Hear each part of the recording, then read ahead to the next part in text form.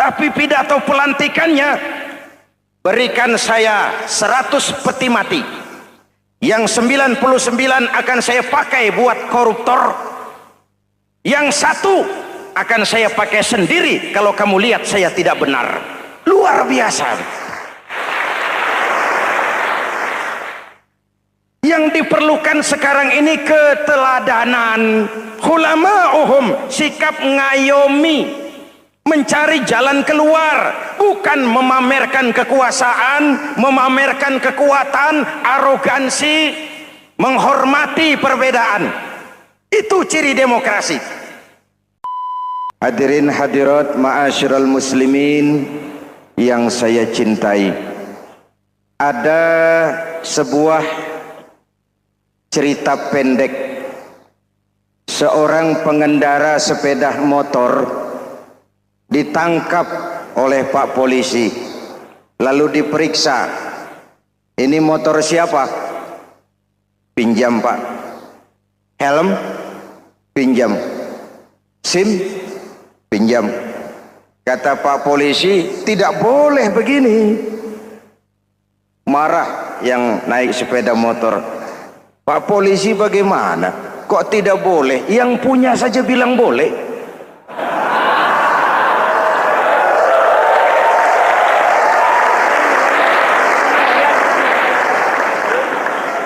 Cerita ini memberikan gambaran bagaimana masyarakat kita sekarang cenderung memboleh-bolehkan diri sendiri, melahirkan permissive society. Masyarakat serba boleh dengan ukuran sakarepe dewe. Itu sebabnya agama diturunkan. Dalam contoh yang indah, Rasul memberikan gambaran bahwa Islam ini bagaikan sebuah bangunan yang komponen pokoknya 5. Bunyal Islamu ala khamsin. Islam dibangun di atas 5 komponen pokok. Jadi kalau Islam ini ibarat bangunan, unsur penunjang pokoknya itu 5. Mari kita analogkan Islam dengan bangunan. Kalau saudara akan membangun rumah, sebelum pasang tiang, pasang genteng, pasang jendela, apa yang lebih dulu dibangun? Fondasi. Kalau Islam ibarat bangunan, fondasinya adalah syahadatu an la ilaha illallah wa anna muhammadar rasulullah. Ini fondasi. Jikalau kuat fondasi, aman bangunan. Jikalau rapuh fondasi, lentur dan luntur bangunan. Maka kuat atau tidak kuatnya bangunan Islam kita bergantung kepada keyakinan dasar tadi, fondasi. Saya bersaksi tidak ada Tuhan selain Allah, artinya saya tidak akan menyembah kecuali hanya kepada Allah. Orang yang benar fondasinya beres sujudnya. Kalau saya yakin tidak ada Tuhan selain Allah, saya tidak akan minta rezeki kecuali hanya kepada Allah. Orang yang benar fondasinya, giat bekerjanya, jauh dari tipu menipu, jauh dari renten, jauh dari riba, jauh dari korupsi, jauh dari judi. Keyakinan memberikan warna terhadap bentuk kepribadian. Kalau saya yakin tidak ada Tuhan selain Allah, saya tidak akan pernah takut kecuali hanya kepada Allah. Saya tidak akan melarikan persoalan kecuali hanya kepada Allah. Saya tidak akan menggantungkan hidup kecuali hanya kepada Allah.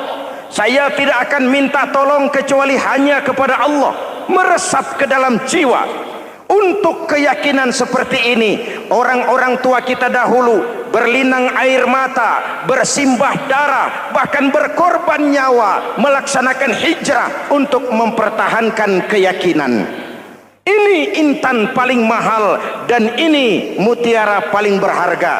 Zaman boleh berubah, tapi fondasi tidak boleh goyah. Masa boleh berganti, tapi fondasi jangan sampai mati. Karena iman kita hidup, untuk iman kita berjuang, dan dalam iman kita ingin kembali menghadap Allah Subhanahu.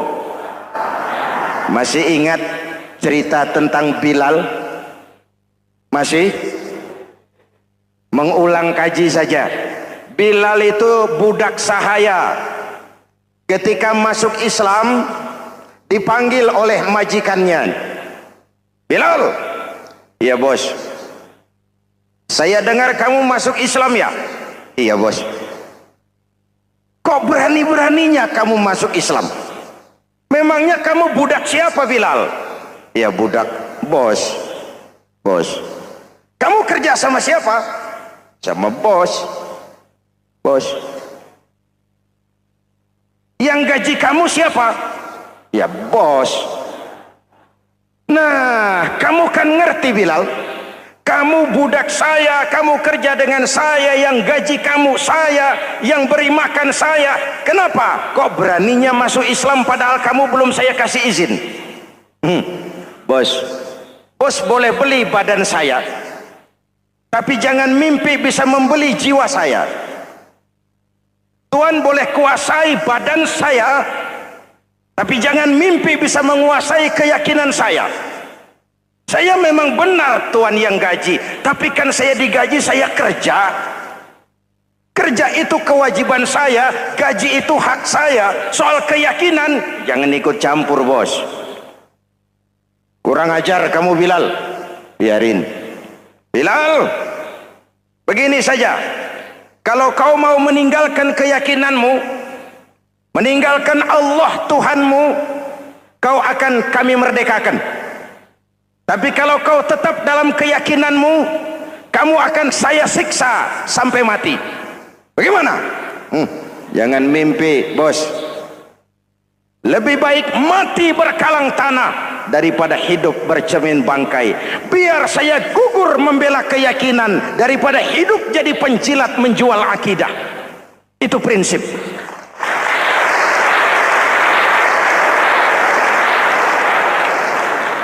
Gendeng kamu. Ayo siksa. Tangannya diikat, dihimpit dengan batu berat, dijemur dengan terik matahari padang pasir, terkelupas kulitnya, mengalir darah dari sekujur badannya, pecah bibirnya. Ayo Bilal, tetap bertuhan Allah dan kau akan mati di sini, atau kembali ke agama lama, kau jadi merdeka. Dari bibir yang pecah itu cuma keluar Allahu Ahad. Bilal budak badannya, merdeka jiwanya, maka namanya ditulis dengan tinta emas dalam sejarah. Kita zaman sekarang merdeka badan kita, tapi sering budak mental dan jiwa kita, maka sejarah tidak pernah mau mencatat kita.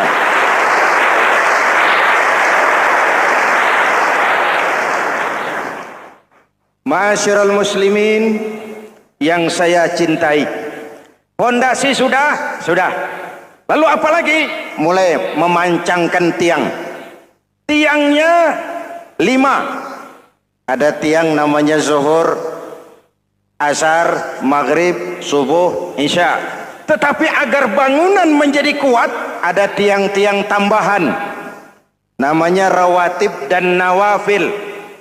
Rawatib itu ba'diyah atau qobliyah, nawafil itu di luar itu. Agar bangunan menjadi kuat, dibentuk pribadi lewat sholat. Apa filsafatnya? Pertama, sholat itu simbol penyerahan total kepada Allah. Kita ini sudah kontrak. Innallaha astara minal mu'minina anfusahum wa amwalahum bi anna lahumul jannah.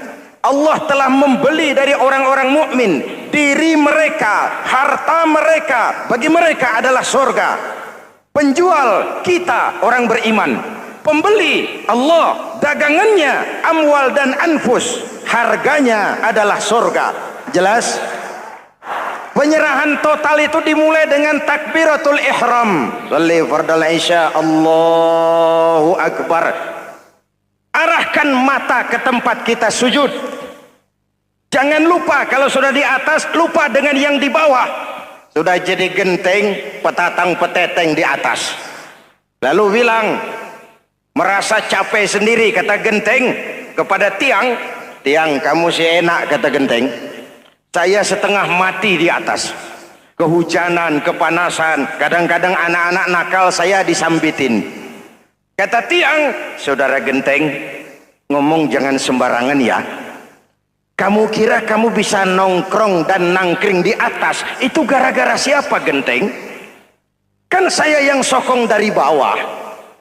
Kamu jadi pejabat tinggi, jadi anggota ini, anggota itu, kami rakyat yang angkat. Jangan sudah di atas kami ditekan. Jangan agama dijadikan topeng untuk kepentingan pribadi. Berpolitik untuk kepentingan agama, ayo. Tapi menjual agama untuk kepentingan politik, itu yang merusak agama.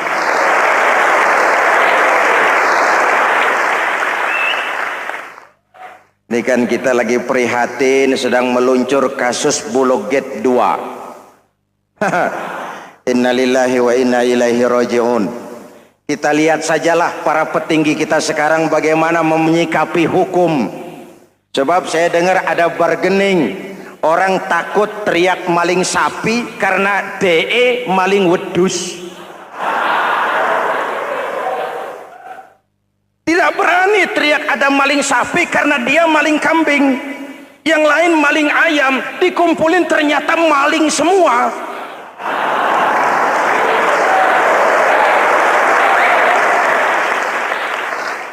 Hadirin yang saya hormati, ini melukai rasa keadilan.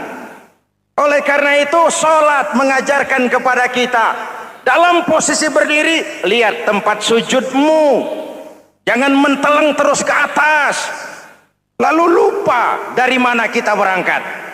Itulah maknanya tawadhu, rendah hati, tidak melonjak angku dan sombong. Ada sebuah hadis Rasulullah bersabda, idza aradallahu biqaumin khairan, apabila Allah menginginkan kebaikan kepada satu bangsa, apabila Allah menginginkan kebaikan kepada satu kelompok rakyat, walla alaihim khulama'uhum, maka yang naik jadi pemimpin adalah orang-orang yang santun, orang-orang yang lemah lembut, bukan orang yang menggunakan kekerasan dan tiran, sedikit-sedikit main pecat. Itu terlambat lahir. Mestinya lahir di zaman Hitler, mestinya lahir di zaman Benito Mussolini, atau kalau mau lebih klasik lagi di zaman Fir'aun. Kalau Allah menginginkan kebaikan kepada satu masyarakat, satu bangsa, satu negara, naiklah orang-orang yang santun, yang ngayomi, yang menjadi solusi dan jalan keluar untuk kepentingan rakyatnya, mampu memberikan keteladanan. Saya tertarik dengan pidato Presiden Cina pada saat dilantik. Cina, Presiden Cina pasti tidak tahu Pancasila, pasti tidak kenal Islam, tapi pidato pelantikannya, berikan saya 100 peti mati, yang 99 akan saya pakai buat koruptor, yang satu akan saya pakai sendiri kalau kamu lihat saya tidak benar. Luar biasa. Yang diperlukan sekarang ini keteladanan, khulama'uhum, sikap ngayomi, mencari jalan keluar, bukan memamerkan kekuasaan, memamerkan kekuatan, arogansi, menghormati perbedaan. Itu ciri demokrasi. Lalu wa qada bainahum ulama'uhum, yang memutuskan hukum adalah pakarnya, ulamanya, mengambil keputusan secara profesional sehingga rakyat beroleh apa yang namanya kepastian hukum, merasa hidup terlindungi, aman dan nyaman. Lalu yang ketiga, wa ja'alal mala fi askhiyaihim, peredaran harta pergerakan ekonomi berada di tangan orang-orang yang pemurah, yang tidak mau kaya sendiri, tidak mau senyum di atas penderitaan orang lain, menari di atas bangkai saudaranya. Hadirin yang saya hormati, ini cirinya. Tapi sebaliknya kata Nabi, wa idza aradallahu biqaumin syarran, apabila Allah menghendaki kejelekan, keburukan bagi satu bangsa, walla alaihim sufahauhum, yang naik jadi pemimpin orang-orang durjana, orang-orang kurang ajar, tapi dipoles dengan topeng yang bagus. Hei, hei, ini musim topeng. Musim apa? Topeng. Topeng itu apa perlunya? Menyembunyikan wajah asli. Sekarang ini Dracula berwajah Arjuna. Ini musim topeng. Kita rakyat harus hati-hati dan punya filter, mampu memilah dan memilih. Walla alaihim sufahauhum wa qada bainahum juhaluhum, yang memutuskan hukum, yang mengambil keputusan orang-orang bodoh. Wa ja'alal mala fi bukhalaihim, peredaran harta, peredaran ekonomi jatuh di tangan orang-orang yang bakhil, yang tidak punya konsep menciptakan kemakmuran yang merata bagi seluruh rakyat Indonesia.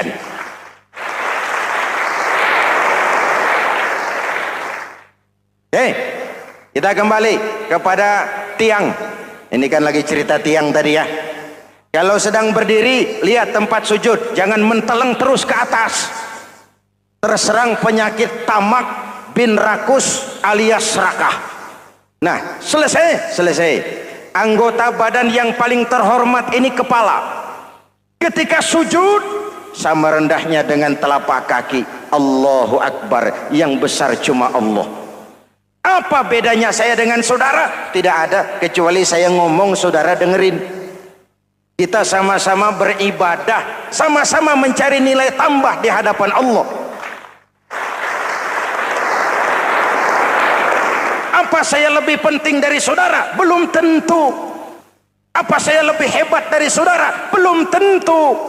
Perasaan lebih penting, lebih hebat, lebih jago setan. Jelas?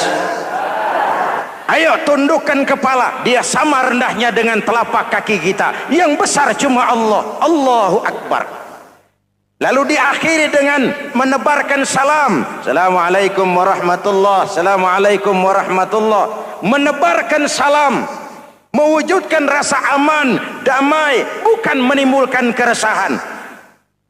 Hadirin yang saya hormati, ini karakteristik kita. Selesai sholat, kembali ke masyarakat, ajaran salam diterjemahkan. Apa?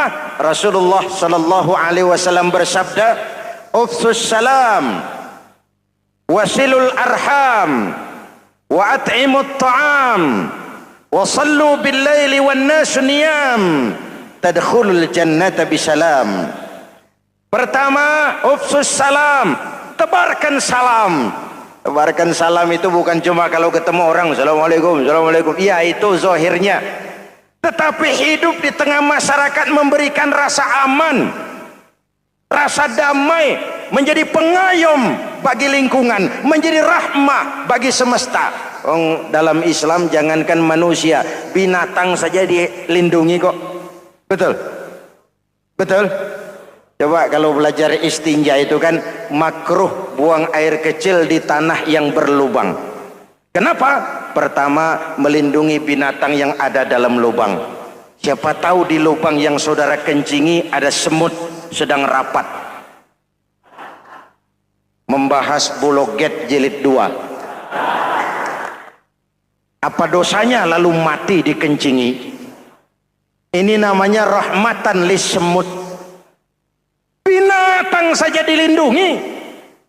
Ada hadis, kalau kamu menyembelih hewan, sembelilah dengan cara yang terbaik. Jangan menyembelih ayam dengan pisau tumpul. Ini ajaran apa? Ajaran tentang peri kebinatangan. rahmatan, memberikan rahmah, salam, keselamatan dan kedamaian kepada masyarakat lingkungan. Itu misi seorang muslim.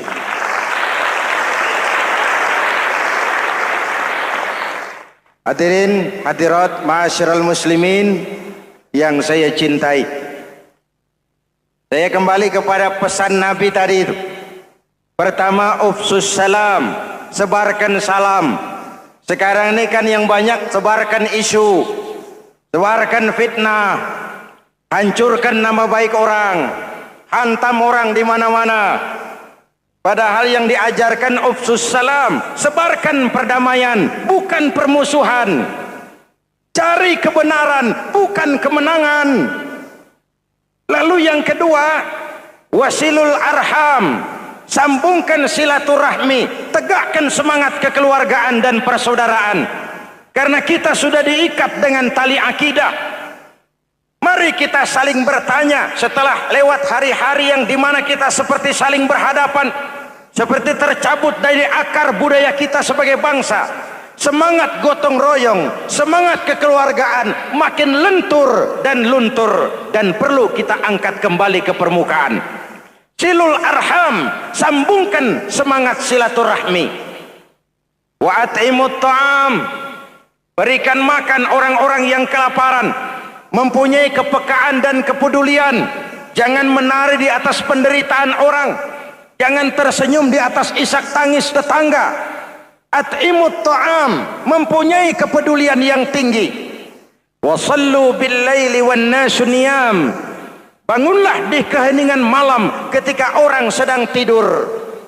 Istilah saya, kalau mau telepon Allah, jangan lupa nomor teleponnya itu 44342. Jumlahnya 17. Zuhur, asar, maghrib, isya, subuh 44342. Jangan ragu-ragu, kalau angka cukup telepon sambung. Kalau angka kurang, hati-hati salah sambung.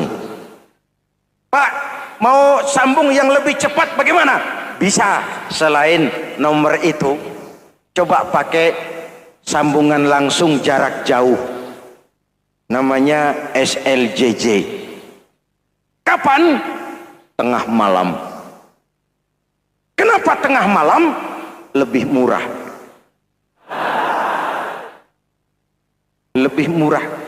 Saluran kosong, telepon jarang yang pakai, orang banyak tidur. Wa minal laili fatahajjad bihi nafilatan lak asa ayyab'atsaka rabbuka maqaman mahmuda. Nun, di keheningan malam bangun. Seperti bapak-bapak, ibu-ibu sering bangun tengah malam ya Bu? Ya. Ngapain? Kalau bangun tengah malamnya sih saya percaya, cuma urusannya apa? Kira bangun tengah malam mau tahajud, malaikat sudah mau nulis, cuma buang air kecil, tidur lagi. Hampir salah tulis saya.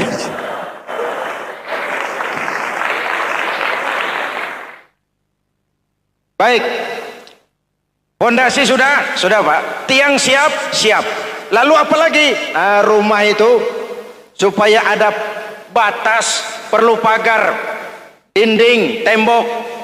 Yang jadi batas, dinding, tembok, puasa. Asyamu junnatun, puasa adalah dinding, benteng yang menyelamatkan manusia jangan sampai menyentuh wilayah lain. Ada batas-batas dan norma yang diindahkan. Selesai, tembok, dinding, selesai. Pagar, selesai.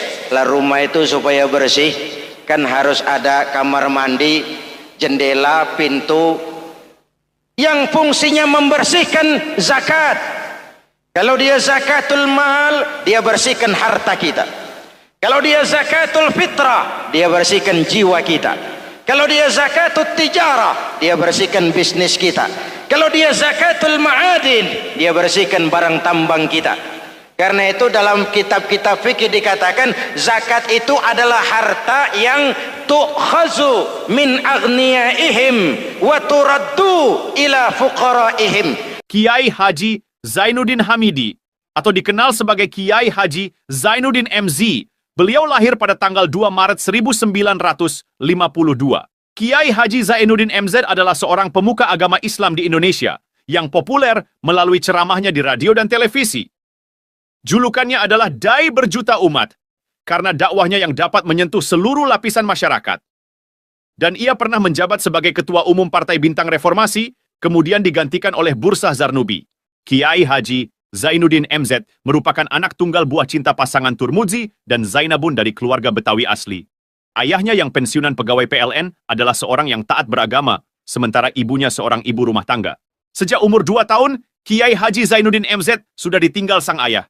Untuk memenuhi kebutuhan hidupnya, sejak kecil Kiai Haji Zainuddin MZ sering membantu sang ibu untuk berjualan nasi uduk. Selama 6 tahun Kiai Haji Zainuddin MZ mengenyam pendidikan di bawah asuhan Kiai Haji Idam Chalid, ulama karismatik asal Kalimantan, sekaligus politisi ulung yang pernah menjabat sebagai Ketua MPR dan Ketua DPR pada periode 1971 sampai 1977. Kiai Haji Zainuddin MZ ini semakin dikenal masyarakat ketika ceramahnya mulai memasuki dunia rekaman. Kasetnya beredar bukan saja di seluruh pelosok Nusantara, tetapi juga ke beberapa negara Asia. Kiai Haji Zainuddin MZ pernah diangkat menjadi anggota Majelis Permusyawaratan Rakyat Republik Indonesia periode 1997 sampai 1999. Beliau pernah mengisi di suatu acara TV, seperti acara Tabligh Akbar Ramadan, Indosiar mulai dari tahun 2000 sampai tahun 2001. Acara TV pengantar sahur dan berbuka puasa, Indosiar, dari tahun 1999 sampai 2002. Dakwah puasa acara TV SCTV dari tahun 1991 sampai 2001. Kiai Haji Zainuddin MZ meninggal dunia pada 5 Juli 2011 dalam perjalanan menuju Rumah Sakit Pusat Pertamina karena serangan jantung dan gula darah. Ia meninggal setelah sarapan bersama keluarga di rumahnya Gandaria 1, Kebayoran Baru, Jakarta Selatan. Itulah biografi singkat dari beliau. Mari kita kirimkan Al-Fatihah untuk beliau, Kiai Haji Zainuddin MZ. Jikalau kuat fondasi, aman bangunan. Jikalau rapuh pondasi, lentur dan luntur bangunan. Maka kuat atau tidak kuatnya bangunan Islam kita bergantung kepada keyakinan dasar tadi, fondasi. Saya bersaksi tidak ada Tuhan selain Allah. Artinya saya tidak akan menyembah kecuali hanya kepada Allah. Orang yang benar fondasinya beres sujudnya. Kalau saya yakin tidak ada Tuhan selain Allah, saya tidak akan minta rezeki kecuali hanya kepada Allah. Orang yang benar fondasinya, giat bekerjanya, jauh dari tipu menipu, jauh dari renten, jauh dari riba, jauh dari korupsi, jauh dari judi. Keyakinan memberikan warna terhadap bentuk kepribadian. Kalau saya yakin tidak ada Tuhan selain Allah, saya tidak akan pernah takut kecuali hanya kepada Allah. Saya tidak akan melarikan persoalan kecuali hanya kepada Allah. Saya tidak akan menggantungkan hidup kecuali hanya kepada Allah. Saya tidak akan minta tolong kecuali hanya kepada Allah. Meresap ke dalam jiwa. Untuk keyakinan seperti ini, orang-orang tua kita dahulu berlinang air mata, bersimbah darah, bahkan berkorban nyawa, melaksanakan hijrah untuk mempertahankan keyakinan. Ini intan paling mahal dan ini mutiara paling berharga. Zaman boleh berubah, tapi pondasi tidak boleh goyah. Masa boleh berganti, tapi pondasi jangan sampai mati. Karena iman kita hidup, untuk iman kita berjuang, dan dalam iman kita ingin kembali menghadap Allah Subhanahu. Masih ingat cerita tentang Bilal? Masih? Mengulang kaji saja. Bilal itu budak sahaya. Ketika masuk Islam, dipanggil oleh majikannya. Bilal, iya bos. Saya dengar kamu masuk Islam ya? Iya bos. Kok berani-beraninya kamu masuk Islam? Memangnya kamu budak siapa Bilal? Iya budak bos. Bos. Kamu kerja sama siapa? Sama bos. Bos. Yang gaji kamu siapa? Ya bos. Nah, kamu kan ngerti Bilal.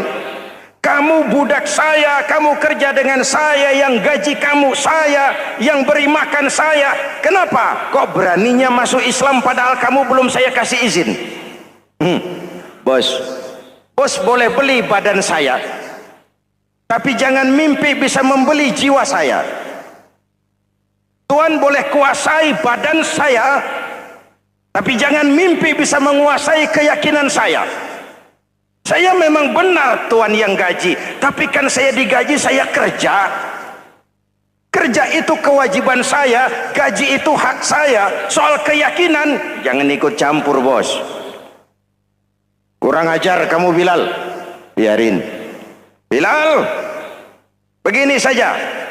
Kalau kau mau meninggalkan keyakinanmu, meninggalkan Allah Tuhanmu, kau akan kami merdekakan. Tapi kalau kau tetap dalam keyakinanmu, kamu akan saya siksa sampai mati. Bagaimana? Jangan mimpi, bos. Lebih baik mati berkalang tanah daripada hidup bercermin bangkai.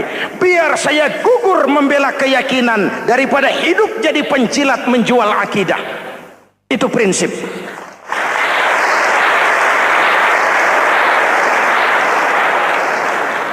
Gendeng kamu. Ayo, siksa. Tangannya diikat, dihimpit dengan batu berat, dijemur dengan terik matahari padang pasir, terkelupas kulitnya, mengalir darah dari sekujur badannya, pecah bibirnya. Ayo Bilal, tetap bertuhan Allah dan kau akan mati di sini, atau kembali ke agama lama, kau jadi merdeka. Dari bibir yang pecah itu cuma keluar Allahu Ahad. Bilal budak badannya, merdeka jiwanya, maka namanya ditulis dengan tinta emas dalam sejarah. Kita zaman sekarang merdeka badan kita, tapi sering budak mental dan jiwa kita, maka sejarah tidak pernah mau mencatat kita.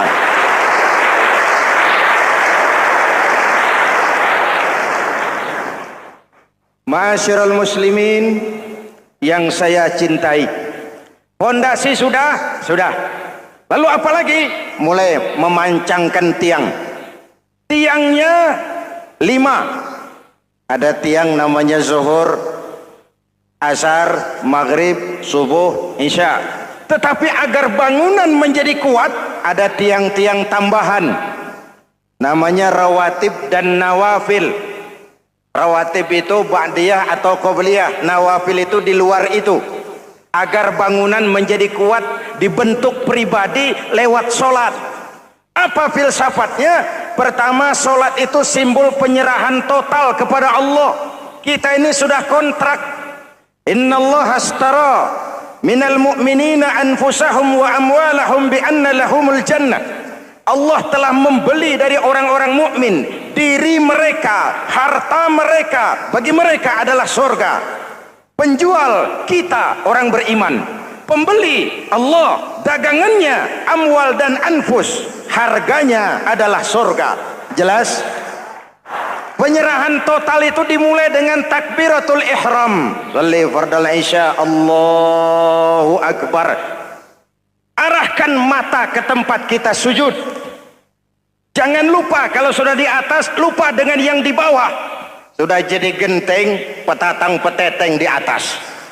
Lalu bilang, merasa capek sendiri, kata genteng kepada tiang. Tiang, kamu sih enak, kata genteng. Saya setengah mati di atas. Kehujanan, kepanasan, kadang-kadang anak-anak nakal saya disambitin. Kata tiang, saudara genteng, ngomong jangan sembarangan ya. Kamu kira kamu bisa nongkrong dan nangkring di atas, itu gara-gara siapa genteng? Kan saya yang sokong dari bawah. Kamu jadi pejabat tinggi, jadi anggota ini, anggota itu. Kami rakyat yang angkat, jangan sudah di atas kami ditekan. Jangan agama dijadikan topeng untuk kepentingan pribadi. Berpolitik untuk kepentingan agama, ayo. Tapi menjual agama untuk kepentingan politik, itu yang merusak agama.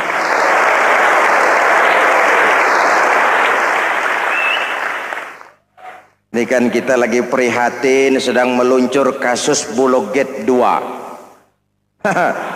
Innalillahi wa inna ilaihi raji'un.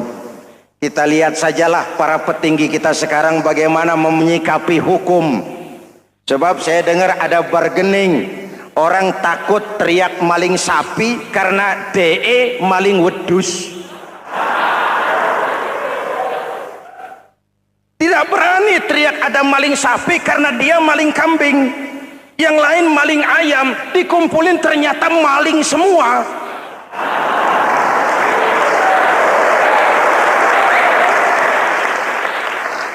Hadirin yang saya hormati, ini melukai rasa keadilan. Oleh karena itu, sholat mengajarkan kepada kita, dalam posisi berdiri, lihat tempat sujudmu. Jangan menteleng terus ke atas, lalu lupa dari mana kita berangkat. Itulah maknanya tawadhu, rendah hati, tidak melonjak angku dan sombong. Ada sebuah hadis Rasulullah bersabda, "Idza aradallahu biqaumin khairan."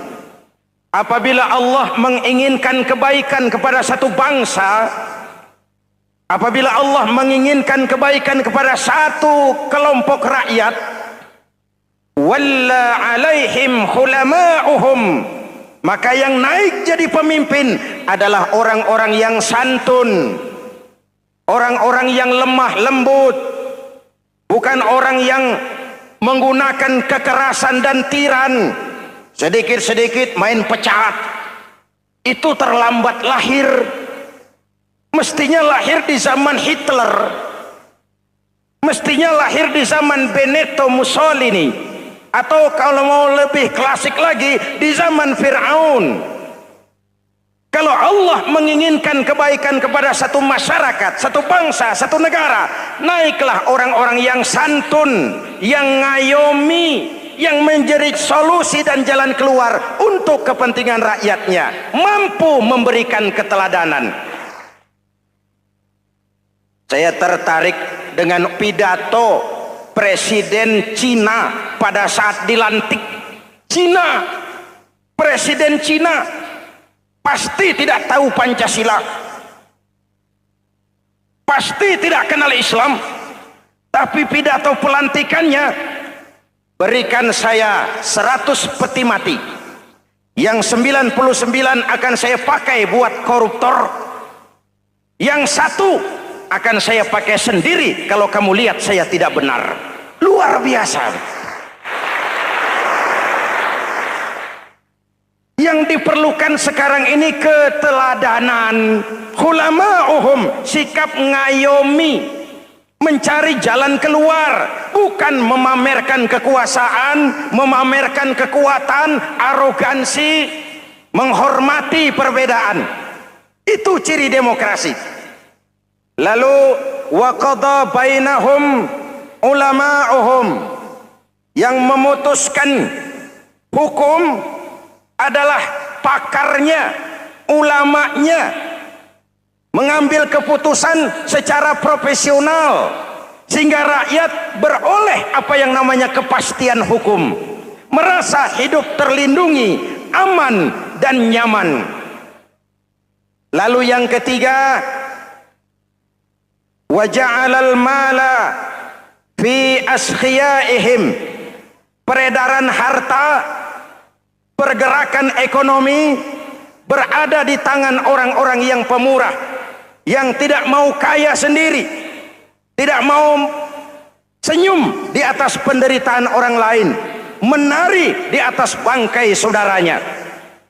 Hadirin yang saya hormati, ini cirinya. Tapi sebaliknya kata Nabi, wa idza aradallahu biqaumin syarran, apabila Allah menghendaki kejelekan, keburukan bagi satu bangsa, walla alaihim sufahauhum, yang naik jadi pemimpin orang-orang durjana, orang-orang kurang ajar, tapi dipoles dengan topeng yang bagus. Hei, hei, ini musim topeng. Musim apa? Topeng. Topeng itu apa perlunya? Menyembunyikan wajah asli. Sekarang ini Dracula berwajah Arjuna. Ini musim topeng. Kita rakyat harus hati-hati dan punya filter, mampu memilah dan memilih.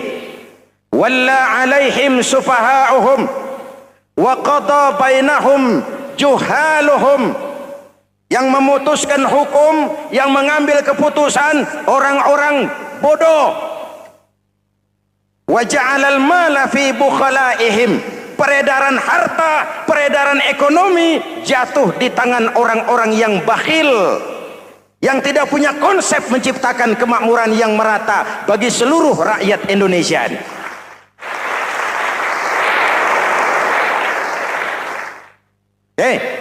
Kita kembali kepada tiang. Ini kan lagi cerita tiang tadi ya. Kalau sedang berdiri, lihat tempat sujud, jangan menteleng terus ke atas. Terserang penyakit tamak bin rakus alias serakah. Nah, selesai. Anggota badan yang paling terhormat ini kepala. Ketika sujud, sama rendahnya dengan telapak kaki. Allahu Akbar, yang besar cuma Allah. Apa bedanya saya dengan saudara? Tidak ada, kecuali saya ngomong saudara dengerin. Kita sama-sama beribadah, sama-sama mencari nilai tambah di hadapan Allah. Apa saya lebih penting dari saudara? Belum tentu. Apa saya lebih hebat dari saudara? Belum tentu. Perasaan lebih penting, lebih hebat, lebih jago setan. Jelas? Ayo tundukkan kepala. Dia sama rendahnya dengan telapak kaki kita. Yang besar cuma Allah. Allahu Akbar. Lalu diakhiri dengan menebarkan salam. Assalamualaikum warahmatullah. Assalamualaikum warahmatullah. Menebarkan salam, mewujudkan rasa aman, damai, bukan menimbulkan keresahan. Hadirin yang saya hormati, ini karakteristik kita. Selesai sholat, kembali ke masyarakat, ajaran salam diterjemahkan. Apa? Rasulullah Sallallahu Alaihi Wasallam bersabda, "Ufsus salam, wasilul arham, wa at'imut ta'am, wa sallu bil laili wan nasu niyam, tadkhulul jannata bisalam." Pertama, ufsus salam, tebarkan salam. Tebarkan salam itu bukan cuma kalau ketemu orang assalamualaikum, assalamualaikum. Iya, itu zahirnya. Tetapi hidup di tengah masyarakat memberikan rasa aman, rasa damai, menjadi pengayom bagi lingkungan, menjadi rahmah bagi semesta. Dalam Islam jangankan manusia, binatang saja dilindungi kok. Betul? Betul? Coba kalau belajar istinja itu kan makruh buang air kecil di tanah yang berlubang. Kenapa? Pertama, melindungi binatang yang ada dalam lubang. Siapa tahu di lubang yang saudara kencingi ada semut sedang rapat. Membahas Bologet jilid 2. Apa dosanya lalu mati dikencingi? Ini namanya rahmatan lis semut. Binatang saja dilindungi. Ada hadis, kalau kamu menyembelih hewan, sembelilah dengan cara yang terbaik. Jangan menyembelih ayam dengan pisau tumpul. Ini ajaran apa? Ajaran tentang peri kebinatangan. Rahmatan, memberikan rahmah, salam, keselamatan dan kedamaian kepada masyarakat lingkungan. Itu misi seorang muslim.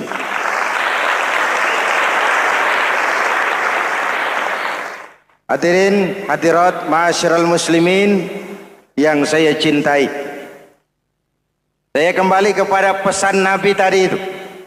Pertama, ufsus salam, sebarkan salam. Sekarang ini kan yang banyak sebarkan isu, sebarkan fitnah, hancurkan nama baik orang, hantam orang di mana-mana. Padahal yang diajarkan ufsus salam, sebarkan perdamaian, bukan permusuhan. Cari kebenaran, bukan kemenangan. Lalu yang kedua, wasilul arham, sambungkan silaturahmi, tegakkan semangat kekeluargaan dan persaudaraan. Karena kita sudah diikat dengan tali akidah. Mari kita saling bertanya setelah lewat hari-hari yang dimana kita seperti saling berhadapan, seperti tercabut dari akar budaya kita sebagai bangsa. Semangat gotong royong, semangat kekeluargaan makin lentur dan luntur, dan perlu kita angkat kembali ke permukaan. Silul arham, sambungkan semangat silaturahmi. Wa at'imut ta'am, berikan makan orang-orang yang kelaparan. Mempunyai kepekaan dan kepedulian. Jangan menari di atas penderitaan orang, jangan tersenyum di atas isak tangis tetangga. At'imut ta'am, mempunyai kepedulian yang tinggi. Wasallu bil laili wan nasu niyam, bangunlah di keheningan malam ketika orang sedang tidur.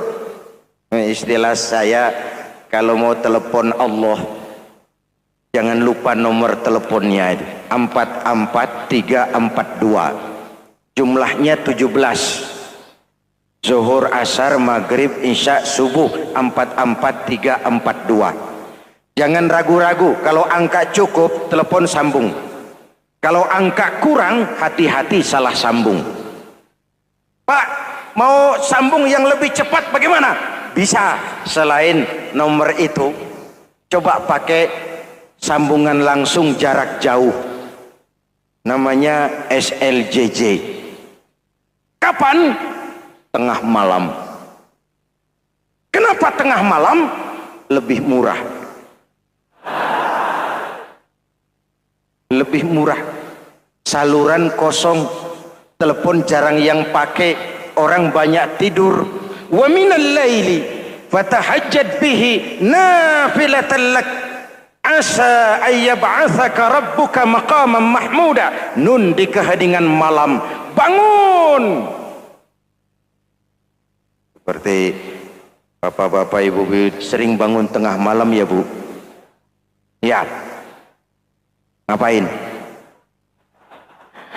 Kalau bangun tengah malamnya sih saya percaya, cuma urusannya apa? Kira bangun tengah malam mau tahajud, malaikat sudah mau nulis, cuma buang air kecil, tidur lagi. Hampir salah tulis saya.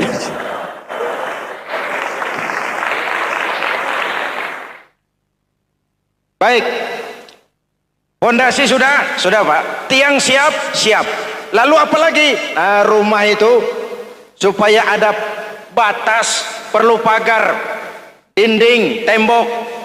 Yang jadi batas, dinding, tembok, puasa. Asyamu junnatun, puasa adalah dinding, benteng yang menyelamatkan manusia jangan sampai menyentuh wilayah lain. Ada batas-batas dan norma yang diindahkan. Selesai, tembok, dinding, selesai. Pagar, selesai. Lah rumah itu supaya bersih, kan harus ada kamar mandi, jendela, pintu, yang fungsinya membersihkan zakat. Kalau dia zakatul mal, dia bersihkan harta kita. Kalau dia zakatul fitrah, dia bersihkan jiwa kita. Kalau dia zakatul tijarah, dia bersihkan bisnis kita. Kalau dia zakatul ma'adin, dia bersihkan barang tambang kita. Karena itu dalam kitab-kitab fikih dikatakan zakat itu adalah harta yang tu'khazu min aghniyaihim wa turaddu ila fuqaraihim. Jikalau kuat fondasi, aman bangunan. Jikalau rapuh fondasi, lentur dan luntur bangunan. Maka kuat atau tidak kuatnya bangunan Islam kita bergantung kepada keyakinan dasar tadi, fondasi. Saya bersaksi tidak ada Tuhan selain Allah, artinya saya tidak akan menyembah kecuali hanya kepada Allah. Orang yang benar fondasinya beres sujudnya. Kalau saya yakin tidak ada Tuhan selain Allah, Saya tidak akan minta rezeki kecuali hanya kepada Allah. Orang yang benar fondasinya, giat bekerjanya, jauh dari tipu menipu, jauh dari renten, jauh dari riba, jauh dari korupsi, jauh dari judi. Keyakinan memberikan warna terhadap bentuk kepribadian. Kalau saya yakin tidak ada Tuhan selain Allah, saya tidak akan pernah takut kecuali hanya kepada Allah. Saya tidak akan melarikan persoalan kecuali hanya kepada Allah. Saya tidak akan menggantungkan hidup kecuali hanya kepada Allah. Saya tidak akan minta tolong kecuali hanya kepada Allah. Meresap ke dalam jiwa. Untuk keyakinan seperti ini, orang-orang tua kita dahulu berlinang air mata, bersimbah darah, bahkan berkorban nyawa, melaksanakan hijrah untuk mempertahankan keyakinan. Ini intan paling mahal dan ini mutiara paling berharga. Zaman boleh berubah, tapi pondasi tidak boleh goyah. Masa boleh berganti, tapi pondasi jangan sampai mati. Karena iman kita hidup, untuk iman kita berjuang, dan dalam iman kita ingin kembali menghadap Allah Subhanahu. Masih ingat cerita tentang Bilal? Masih? Mengulang kaji saja. Bilal itu budak sahaya. Ketika masuk Islam, dipanggil oleh majikannya. Bilal, iya bos. Saya dengar kamu masuk Islam ya? Iya bos. Kok berani-beraninya kamu masuk Islam? Memangnya kamu budak siapa Bilal? Iya budak bos. Bos. Kamu kerja sama siapa? Sama bos. Bos. Yang gaji kamu siapa? Ya bos. Nah, kamu kan ngerti Bilal, kamu budak saya, kamu kerja dengan saya, yang gaji kamu saya, yang beri makan saya. Kenapa? Kok beraninya masuk Islam padahal kamu belum saya kasih izin? Bos, bos boleh beli badan saya, tapi jangan mimpi bisa membeli jiwa saya. Tuhan boleh kuasai badan saya, tapi jangan mimpi bisa menguasai keyakinan saya. Saya memang benar Tuhan yang gaji, tapi kan saya digaji, saya kerja. Kerja itu kewajiban saya, gaji itu hak saya. Soal keyakinan, jangan ikut campur bos. Kurang ajar kamu Bilal. Biarin. Bilal, begini saja. Kalau kau mau meninggalkan keyakinanmu, meninggalkan Allah Tuhanmu, kau akan kami merdekakan. Tapi kalau kau tetap dalam keyakinanmu, kamu akan saya siksa sampai mati. Bagaimana? Jangan mimpi bos. Lebih baik mati berkalang tanah daripada hidup bercermin bangkai. Biar saya gugur membela keyakinan daripada hidup jadi penjilat menjual akidah. Itu prinsip.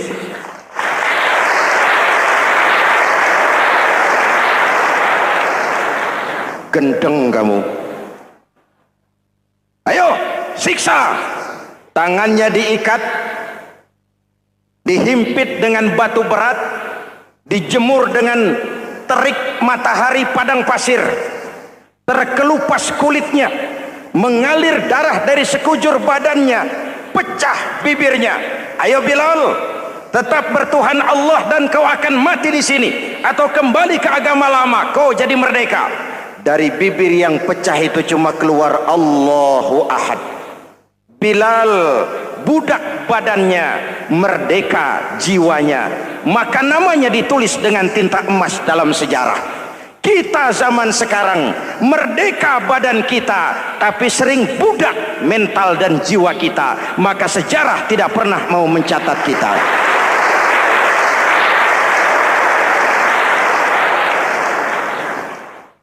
Masyarul muslimin yang saya cintai, fondasi sudah. Lalu apa lagi? Mulai memancangkan tiang. Tiangnya 5. Ada tiang namanya zuhur, asar, maghrib, subuh, isya. Tetapi agar bangunan menjadi kuat, ada tiang-tiang tambahan, namanya rawatib dan nawafil. Rawatib itu ba'diyah atau qobliyah, nawafil itu di luar itu. Agar bangunan menjadi kuat, dibentuk pribadi lewat solat. Apa filsafatnya? Pertama, solat itu simbol penyerahan total kepada Allah. Kita ini sudah kontrak. Innallaha astara minal mu'minina anfusahum wa amwalahum bi anna lahumul jannah. Allah telah membeli dari orang-orang mukmin diri mereka, harta mereka, bagi mereka adalah surga. Penjual kita orang beriman, pembeli Allah, dagangannya amwal dan anfus, harganya adalah surga. Jelas? Penyerahan total itu dimulai dengan takbiratul ihram. Shalli fardal isya, Allahu akbar. Arahkan mata ke tempat kita sujud. Jangan lupa kalau sudah di atas, lupa dengan yang di bawah. Sudah jadi genteng, petatang peteteng di atas.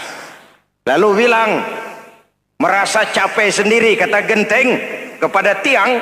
Tiang, kamu sih enak, kata genteng. Saya setengah mati di atas. Kehujanan, kepanasan, kadang-kadang anak-anak nakal saya disambitin. Kata tiang, saudara genteng, ngomong jangan sembarangan ya. Kamu kira kamu bisa nongkrong dan nangkring di atas, itu gara-gara siapa genteng? Kan saya yang sokong dari bawah. Kamu jadi pejabat tinggi, jadi anggota ini, anggota itu. Kami rakyat yang angkat, jangan sudah di atas kami ditekan. Jangan agama dijadikan topeng untuk kepentingan pribadi. Berpolitik untuk kepentingan agama, ayo. Tapi menjual agama untuk kepentingan politik, itu yang merusak agama.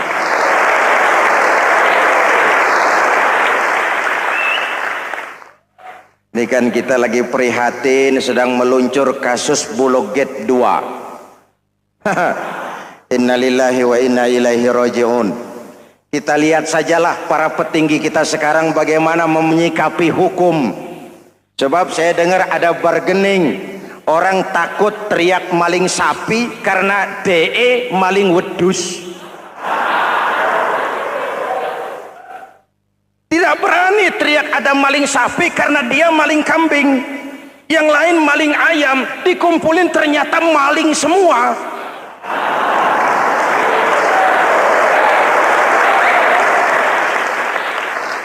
Hadirin yang saya hormati, ini melukai rasa keadilan. Oleh karena itu, sholat mengajarkan kepada kita, dalam posisi berdiri, lihat tempat sujudmu. Jangan menteleng terus ke atas, lalu lupa dari mana kita berangkat. Itulah maknanya. Tawadhu, rendah hati, tidak melonjak angku dan sombong. Ada sebuah hadis, Rasulullah bersabda, "Idza aradallahu biqaumin khairan." Apabila Allah menginginkan kebaikan kepada satu bangsa, apabila Allah menginginkan kebaikan kepada satu kelompok rakyat, walla alaihim hulama'uhum, maka yang naik jadi pemimpin adalah orang-orang yang santun, orang-orang yang lemah lembut, bukan orang yang menggunakan kekerasan dan tiran. Sedikit-sedikit main pecat, itu terlambat lahir. Mestinya lahir di zaman Hitler, mestinya lahir di zaman Benito Mussolini, atau kalau mau lebih klasik lagi, di zaman Fir'aun. Kalau Allah menginginkan kebaikan kepada satu masyarakat, satu bangsa, satu negara, naiklah orang-orang yang santun, yang ngayomi, yang menjadi solusi dan jalan keluar untuk kepentingan rakyatnya, mampu memberikan keteladanan. Saya tertarik dengan pidato Presiden Cina pada saat dilantik. Cina, Presiden Cina pasti tidak tahu Pancasila, pasti tidak kenal Islam, Tapi pidato pelantikannya, berikan saya 100 peti mati, yang 99 akan saya pakai buat koruptor, yang satu akan saya pakai sendiri kalau kamu lihat saya tidak benar. Luar biasa. Yang diperlukan sekarang ini keteladanan, hulama'uhum, sikap ngayomi, mencari jalan keluar, bukan memamerkan kekuasaan, memamerkan kekuatan, arogansi, menghormati perbedaan. Itu ciri demokrasi. Lalu waqadha bainahum ulama'uhum, yang memutuskan hukum adalah pakarnya, ulamanya, mengambil keputusan secara profesional sehingga rakyat beroleh apa yang namanya kepastian hukum, merasa hidup terlindungi, aman dan nyaman. Lalu yang ketiga, wa ja'alal mala fi askhiyaihim, peredaran harta, pergerakan ekonomi berada di tangan orang-orang yang pemurah, yang tidak mau kaya sendiri, tidak mau senyum di atas penderitaan orang lain, menari di atas bangkai saudaranya. Hadirin yang saya hormati, ini cirinya. Tapi sebaliknya kata Nabi, wa idza aradallahu biqaumin syarran, apabila Allah menghendaki kejelekan, keburukan bagi satu bangsa, walla alaihim sufaha'uhum, yang naik jadi pemimpin orang-orang durjana, orang-orang kurang ajar, tapi dipoles dengan topeng yang bagus. Ini musim topeng. Musim apa? Topeng. Topeng itu apa perlunya? Menyembunyikan wajah asli.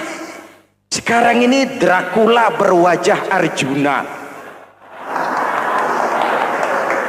Ini musim topeng. Kita rakyat harus hati-hati dan punya filter, mampu memilah dan memilih. Walla alaihim sufaha'uhum wa qada bainahum juhaluhum, yang memutuskan hukum, yang mengambil keputusan orang-orang bodoh. Wa ja'alal mala fi bukhalaihim, peredaran harta, peredaran ekonomi jatuh di tangan orang-orang yang bakhil, yang tidak punya konsep menciptakan kemakmuran yang merata bagi seluruh rakyat Indonesia.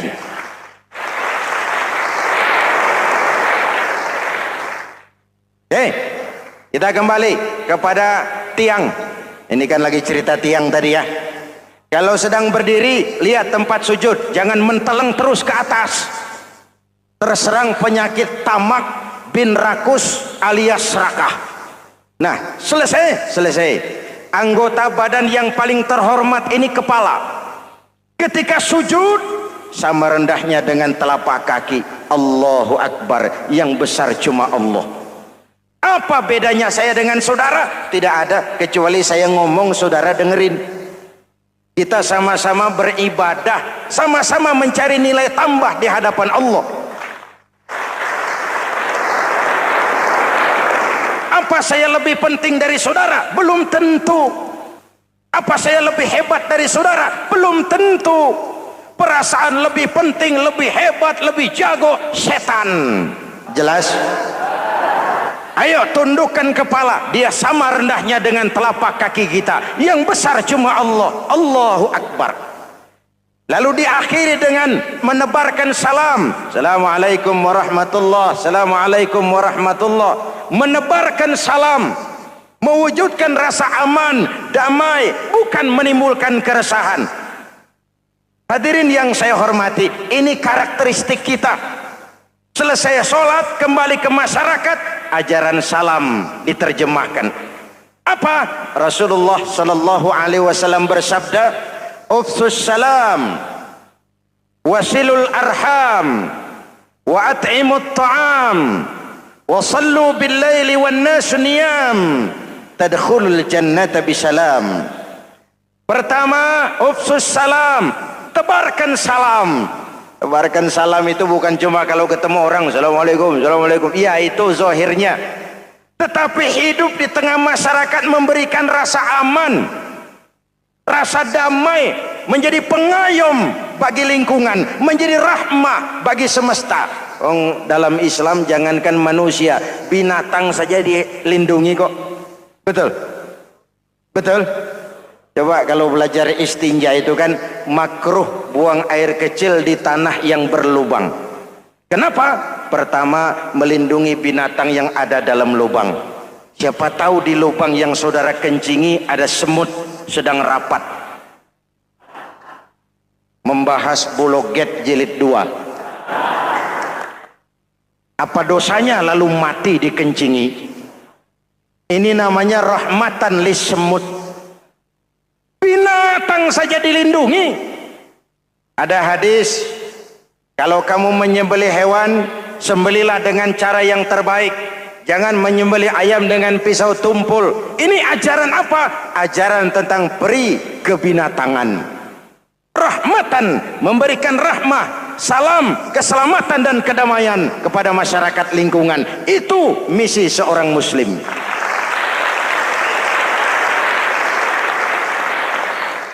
Hadirin hadirat ma'asyiral muslimin yang saya cintai, saya kembali kepada pesan Nabi tadi itu. Pertama, ufsus salam, sebarkan salam. Sekarang ini kan yang banyak sebarkan isu, sebarkan fitnah, hancurkan nama baik orang, hantam orang di mana-mana. Padahal yang diajarkan ufsus salam, sebarkan perdamaian, bukan permusuhan. Cari kebenaran, bukan kemenangan. Lalu yang kedua, wasilul arham, sambungkan silaturahmi, tegakkan semangat kekeluargaan dan persaudaraan. Karena kita sudah diikat dengan tali akidah. Mari kita saling bertanya setelah lewat hari-hari yang dimana kita seperti saling berhadapan, seperti tercabut dari akar budaya kita sebagai bangsa. Semangat gotong royong, semangat kekeluargaan makin lentur dan luntur, dan perlu kita angkat kembali ke permukaan. Silul arham, sambungkan semangat silaturahmi. Wa at'imut ta'am, berikan makan orang-orang yang kelaparan. Mempunyai kepekaan dan kepedulian. Jangan menari di atas penderitaan orang. Jangan tersenyum di atas isak tangis tetangga. At'imut ta'am, mempunyai kepedulian yang tinggi. Wasallu bil laili wan nasu niyam, bangunlah di keheningan malam ketika orang sedang tidur. Istilah saya, kalau mau telepon Allah, jangan lupa nomor teleponnya itu 44342. Jumlahnya 17. Zuhur, asar, maghrib, isya, subuh 44342. Jangan ragu-ragu. Kalau angka cukup, telepon sambung. Kalau angka kurang, hati-hati salah sambung. Pak, mau sambung yang lebih cepat bagaimana? Bisa. Selain nomor itu, coba pakai sambungan langsung jarak jauh. Namanya SLJJ. Kapan? Tengah malam. Kenapa tengah malam? Lebih murah. Lebih murah. Saluran kosong, telepon jarang yang pakai, orang banyak tidur. Wa minal laili fatahajjad bihi nafilatan lak asa ayyab'atsaka rabbuka maqaman mahmuda. Nun, di keheningan malam bangun.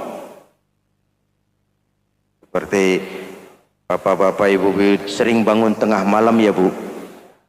Ya. Ngapain? Kalau bangun tengah malamnya sih saya percaya, cuma urusannya apa? Kira bangun tengah malam mau tahajud, malaikat sudah mau nulis, cuma buang air kecil, tidur lagi. Hampir salah tulis saya.